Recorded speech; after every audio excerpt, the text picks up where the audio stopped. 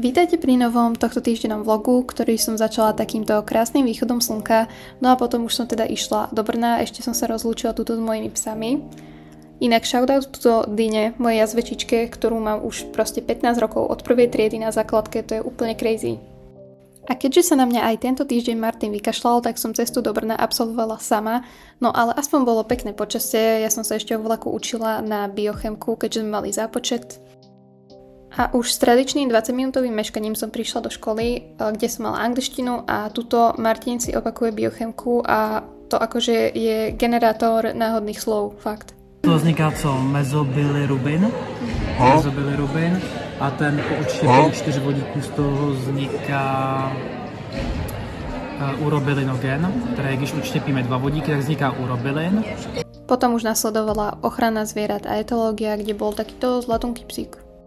Tak sa vám už konečne aj takto prihováram, som na byte a idem si spraviť unboxing, pretože minulý týždeň som mala narodeniny.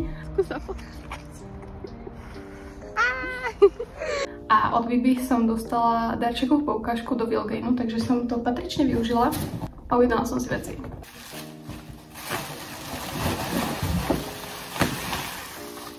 Proste ja som si z toho poukazu povedala, že spravím úplnú ochutnávku všetkých takých malých snackov, čo tam predávajú. Takže kúpila som si takúto oatmeal kašu, ktorú som chcela vyskúšať, lebo som to videla u Kačky Fričovej. Mini sušenky Majolka Cashew. To si ani nepamätám, že som si objednávala také niečo. Kukíska proteínová a rice choco bowls. Ináč ako to je dosť taký skémové. Ja som myslela, že to bude proste väčšie, lebo to na tej stránke vyzerá všetko také väčšie. To sú nejaké random tyčinky, flapjacky, sušejky, všetko možné. Som trošku hladná, ale nechce sa mi ešte variť večeru, takže si dáme taste test v tejto energy bowl. A je to pri chuť mandle s malinami. Takže vyzerá to zaujímavo. Actually, to chutí dosť podobne ako také malé tyčinky ovocné, čo sú na Slovensku pri pokladniach. Takéto. No akože nie je to zle. Tak 7 z 10. No, minulý týždeň sme teda mali zápočtový test z fyziológie, ktorý som úspešne zvládla. No a tento týždeň nás čaká zase biochemka, ktorú som začala trošku cez víkend, ale zistila som, že som asi toxic, pretože mám rada ten time pressure. Robím najradšej tie veci pod tlakom, že aj tú fyzu som sa minulý týždeň učila, takže som útorok, deň pred tým testom nad tým strávila celý deň a decid. S tým by som asi niečo mala robiť, ale dneska je pondelok, mám na to 2 dní. S tým, že teóriu už som si trošku prešla a idem sa učiť cykly, ktoré sú akože dosť painful. No, tak ideme na to. Začína lock-in. Späť po asi 2 hodinách učenia stihla som skoro všetky cykly a ešte som sa aj pripravovala na fízu, ktorú mám tiež v stredu. A zajtra budem celý deň grindiť biochemku. Každopádne idem sa na večerať. Spravila som si takéto tortily s fazulami, paradajkovým pretlakom a syrom. A je to mega dobré. Není to taký flop ako tie udon rezance v minulom vlogu. A dúfam, že už nebudú žiadne moje kuchárske flopy. Moje prvácké ja by asi skolabovalo, keby zistilo, že už v druháku nechodím na žiadne prednášky.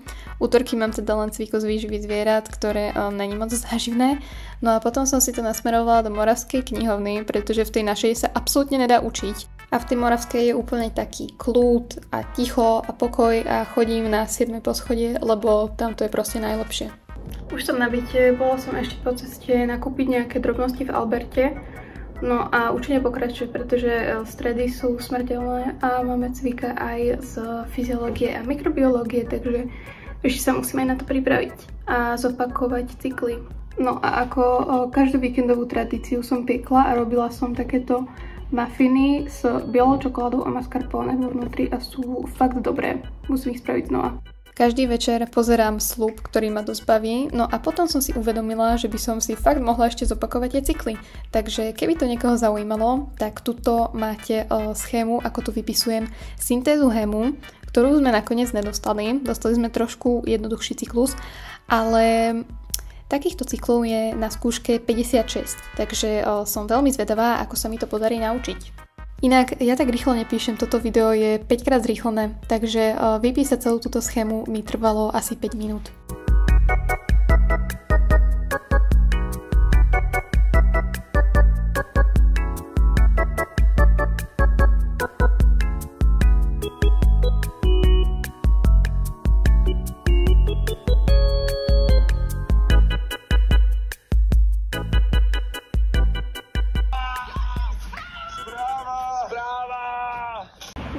skúšam stredy. Streda hejt pokračuje, keďže ráno je úplná tma a ja musím ísť cez celý školský areál až na ústav mikrobiológie a ísť hore po schodoch. Celé cviko som bola v strese z tej biochemie, ktorá bola potom. Po tej biochemii sme mali ešte fyziológiu, kde sme takto pozerali na nálevníkov pod mikroskopom, čo bolo docela zaujímavé. A ďalší týždeň píšeme ďalší test, takže musím sa znova začať učiť. Anyway, zápočet z biochemie mi dopadol dobre. Našťastie, akože trošku som dostala reality check, lebo som mala úplne tú spodnú hranicu, ale som s tým v pohode, lebo to bolo fakt dosť ťažké. Potom som povedala, že pôjdem domov spať, takže that's what I did. Išla som proste spať. A teraz sa musím nachystať, lebo ideme s Martinom a Barčou do mesta. Do prvého podniku sme išli do Aloha baru, ktorý som objavila tento rok a je proste na nezaplatenie. Potom sme išli na syrovú sezónu, ktorú títo dvaja akože zhejtili. Prosím, povedzte mi, že máte radi syrovú sezónu, akože halo. Inak takto vyzerá každý môj víkend, že takto sa proste v tom mekači namakám a teraz cez syrovú sezónu to bude ešte tak 4-krát horšie. Ríša si nevšimajte, on stále robí debiliny a Kiko spravil zo žemle slimáka, no. Každopádne späť do prítomnosti, potom sme ešte zamierili do Utopie a tam sme chvíľku posedeli a išli sme domov, kde som si pozerala Love Island a prosím, napíšte mi do komentáru, komu fandíte v tom Love Islande, lebo teraz jediný normálny pár, čo tam je Dušanský kov.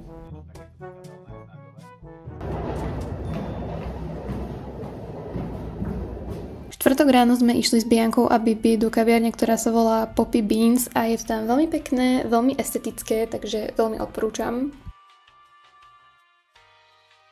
Keď som prišla na byt, tak som si povedala, že by to chcelo trošku poupratovať, takže som povysávala, poutierala prach, vyniesla proste koše, všetko, čo bolo treba a teraz sa tu cítim tak 100-krát lepšie.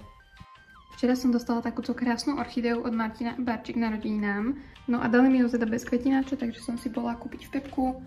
Takýto, podľa mňa to tu tak pekne pasuje k tým ostatným umelým rastlinám. No a ja mám teraz produktívny lock-in. Spravila som si protokol z fyziológie, potom z mikry a ešte aj z biochemky sa idem nachystať na cvika. Takže docela produktívny deň, podľa mňa.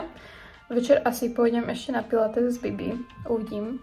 A zajtra už mám len jedno cviko a konečne pôjdem domov. Pilates bol super, určite tam pôjdem niekedy znova. Potom som pozerala samozrejme Love Island, kde bola movie night a očakávala som, že to bude niečo zaujímavé, len tento Martin tam nadával na tú Kláru, čož akože bolo dosť blbé, bolo mi je dosť ľúto. Piatok ráno som sa potom vydala na moje jediné piatkové cviko, čo sú základy veterinárnej péče. Robili sme teda odber krvi na takýchto umelých packách a kaniláciu, takže bolo to dosť zaujímavé, no len to som ešte nevedela, čo ma čaká. Ja som sa prosím pekne vypýtala, že pôjdem skôr z toho cvika, aby som stihla skorší vlak a viete, čo sa stalo? Vlak meškal 120 minút, proste Slovenské železnice.